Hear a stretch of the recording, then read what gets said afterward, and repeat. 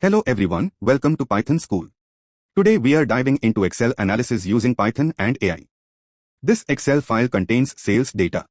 Normally, analyzing something like this could take 30 minutes or even an hour. You would look through the rows, create pivot tables, filter columns, and try to figure out things like which product sells the most, which region performs best, and whether there are any interesting trends. But what if AI could analyze this entire dataset for you in just a few seconds? In this video, I'm going to show you how to turn a simple Python script into an AI-powered data analyst. The script will read an Excel file, send the data to an AI model, and automatically generate useful insights. And the best part is, the entire system is less than 30 lines of code. So let's start with the result first. Here is the Excel dataset. It contains sales records with product names, regions, and sales numbers. Now I'm going to run this Python script. And within a few seconds, the AI analyzes the entire dataset. It tells us the top selling product, the best performing region, and even highlights interesting trends in the data. It also saves the results into a report automatically. So the real question is, how does this actually work? Let's break it down step by step. If you work with Excel data regularly, you probably know how time-consuming manual analysis can be. This process works for small datasets. But once your data starts getting bigger, it quickly becomes slow and repetitive. This is exactly where AI becomes incredibly useful. Instead of manually analyzing the dataset, we can simply ask AI to analyze it for us. And Python makes it very easy to automate this entire process. The workflow is actually very simple. First, we load an Excel file using Python. Second, we convert the dataset into text so the AI model can understand it. Third, we send that data to an AI model. Fourth, we ask the AI to analyze the dataset. And finally, we save the insights as a report. That's the entire pipeline. Now let's look at the code. First, we import the libraries we need.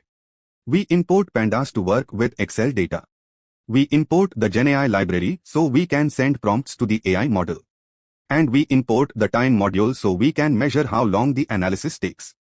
Next, we create a connection to the AI model. We do this by creating a client using our API key. You can think of this client as the bridge between our Python script and the AI model. Once the client is created, our script can send prompts and receive responses from the AI. Next, we load our Excel dataset. Using Pandas, we read the Excel file and store it inside a data frame. A data frame is basically a table made up of rows and columns. But AI models do not understand tables directly. They work much better with text. So the next step is to convert the entire dataset into a text format. Once we convert the data frame into text, the AI can easily read and analyze it. But there is one important thing to understand here. AI models have a limit on how much text we can send in a single request. So if your Excel file becomes very large, for example tens of thousands or even hundreds of thousands of rows, sending the entire dataset directly to the AI might not work. This is actually a common challenge when building AI-powered data tools. Fortunately, there is a simple solution. Instead of sending the entire dataset, we can summarize the data using Python before sending it to the AI. For example, we can calculate statistics such as averages, totals, minimum and maximum values. We can also group the data by categories like product or region and calculate total sales. And we can include a small sample of rows so the AI can understand the structure of the dataset. By doing this, Python handles the heavy data processing, and the AI focuses only on generating insights. This approach keeps the prompt small while still giving the AI enough information to analyze the data. Because of this design, the same script can work even if your Excel file keeps growing larger over time. Now we create the prompt. The prompt tells the AI exactly what we want it to do.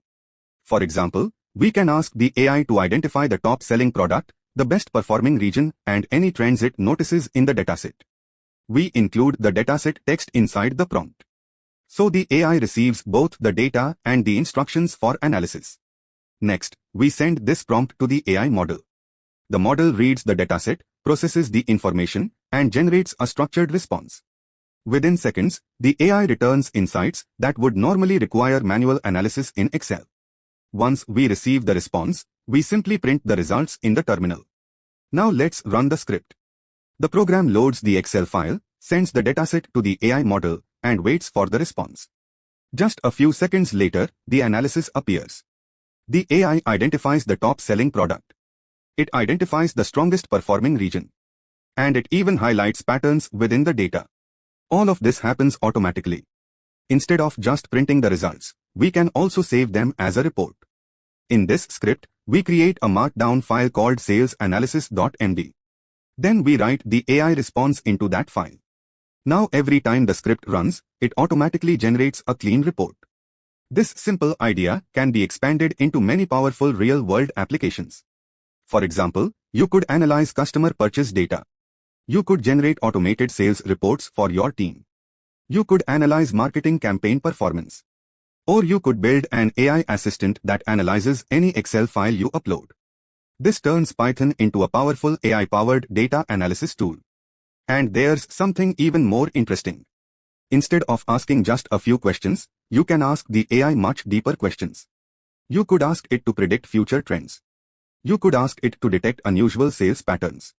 You could even ask it to suggest strategies to increase revenue.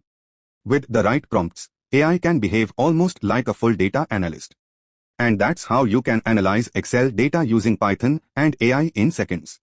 If you found this useful, make sure to like the video and subscribe for Python tutorials. Let me know in the comments which Python topic you want to learn, and I might make that tutorial next. Thanks for watching, and I'll see you in the next video.